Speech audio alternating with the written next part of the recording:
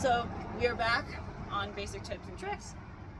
Today we are going to be learning the pop toss. So this pop toss can be done two ways. It can be done without the cone, or it can be done with the cone. Now I know for my guard, we tend to do it without the cone. The reason for this is because with the cone, people can tend to shift their body and get this weird wonky angle when they come up. And also, I find that without the cone, it really helps you learn to engage your muscle and get that basic push and pull that you're going to need in many of the other tosses. So this toss, it's very simple, it's very calm toss.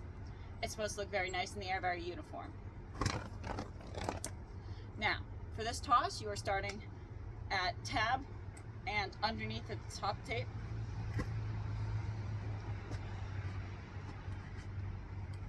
And this toss is a lot of using both hands in a uniform motion. So you want to think, this hand that's at the top tape is the pull hand.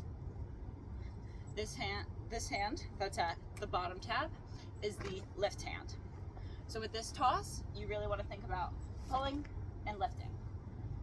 A lot of common mistakes I see with beginners is they tend to either pull and lift at separate times, which can create a very wonky toss, or they can tend to not pull at all and just lift, which is why you get under rotation a lot. So to solve the first issue, you want to really make sure that you're doing a lot of fake releases. And when you do your fake release, you want to feel the weight of the flag kind of carry over. This will show you where your problems are. If you see that your flag is tending to hit the ground, that means you're not lifting. And if you find that your flag is slow to get over, that means that you're lifting too much and not pulling enough. You want to have this happy medium of where your flag should be. Now, for when you're releasing, your free arms should be here. You want to make sure that the hand that's pulling is coming straight down to your side. If you have on shorts, which I do not, you want to grab the bottom of your shorts. If you have on leggings like I do, or sweatpants, or any other type jeans, you want to almost, if you have a seam, it's really good to have your middle finger lined up with the seam. This can make sure that you're not going in front and that you're not going in behind. You want to make sure that your middle finger goes straight down to the seam.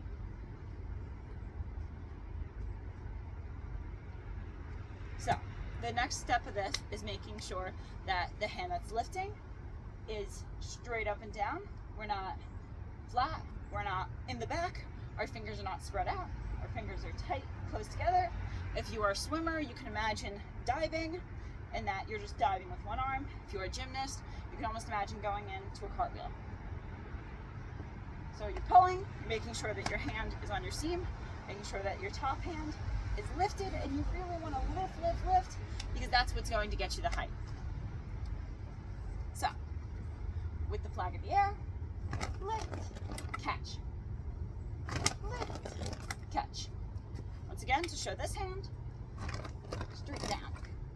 Now there is a little bit of wind where I'm spinning, but when you're inside, that shouldn't bother you. The next thing we will be working on is the catch. So, you're up here, do a little turnaround. To come down to the catch, you're going to think about almost, pretend you have a string from the middle finger of your top hand, hi Dad, to the middle finger of your other hand. And you're kind of pulling that string together. It's really stretched out. You're bringing that string back to its original spot. So, where you start the toss should be where you end the toss.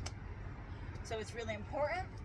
Two things that I see people do is they either tend to just grab with one hand, or they grab with two hands, but at separate times. To solve the first issue, you want to make sure that the second that you feel that you are going in to grab, you're bringing this hand right up, like that. If you are getting there and you're getting two hands on the pole, the next you can worry about is making sure that you're not grabbing one and then the other.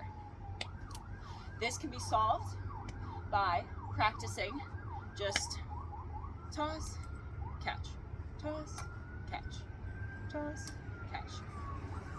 This can also be solved by waiting for the last possible second before you go into the catch.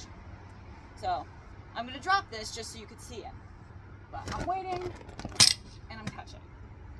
Waiting for the last possible second. Now, of course, you don't want to wait till it's already hitting the floor. So you want to wait until it's right about the flag is spinning. Once it's about at this bottom angle, you're already coming in to the catch. And then, overall, you have your beautiful pop toss.